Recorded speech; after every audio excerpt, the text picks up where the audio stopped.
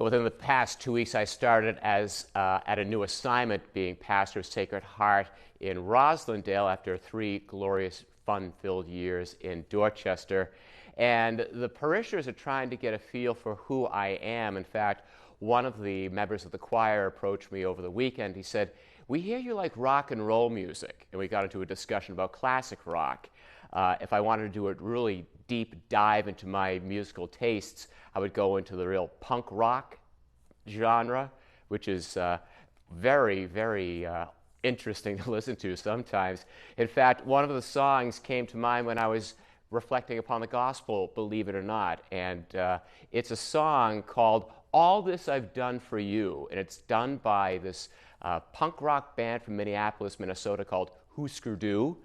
And the singer is lamenting the fact, maybe he's singing it from his parents' perspective or for his own, that no matter how much love is extended, there's disappointment and heartache. There's no reciprocation. All this I've done for you can be seemingly what Jesus is saying actually in today's gospel. Here he is in the Gospel of Matthew working all these signs and wonders in these towns that he's visiting, and yet the people are not repenting, and it breaks his heart. They are not repenting from their old gods, the sinful ways. Ultimately, we focus on what God's desire is for all of his children, namely for people to share in holiness and freedom. Marvelous works have been done throughout salvation history. We hear one of the beginnings of the great Exodus account today. Moses as a child being put into the water and being drawn from the water. Being drawn from the water, which prefigures the Exodus event when he and the people of Israel are going to be led through the Red Sea out of slavery in Egypt.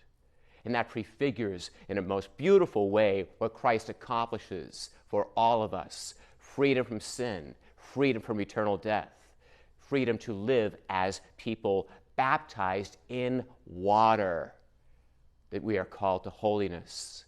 And what a great legacy we have in these moments of encounter in our church. Moments of our church that has the fullness of truth and grace.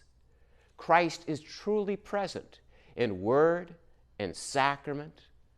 When we gather to celebrate these sacred mysteries, we are privileged to be encountering the risen Lord.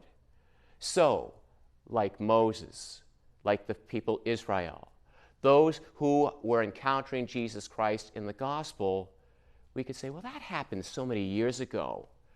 Poor Sodom and Gomorrah and all those towns that have not been privileged to convert. But my friends, we are given privilege, for Jesus Christ truly is present in our world and in our lives.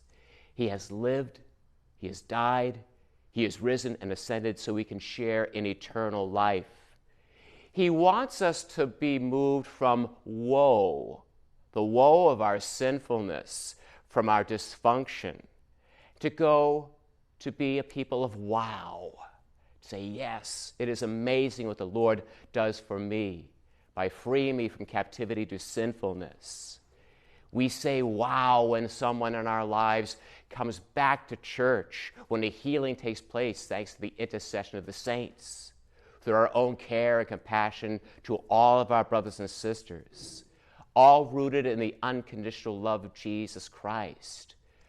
All this he does for you, the passion, the death, and the resurrection.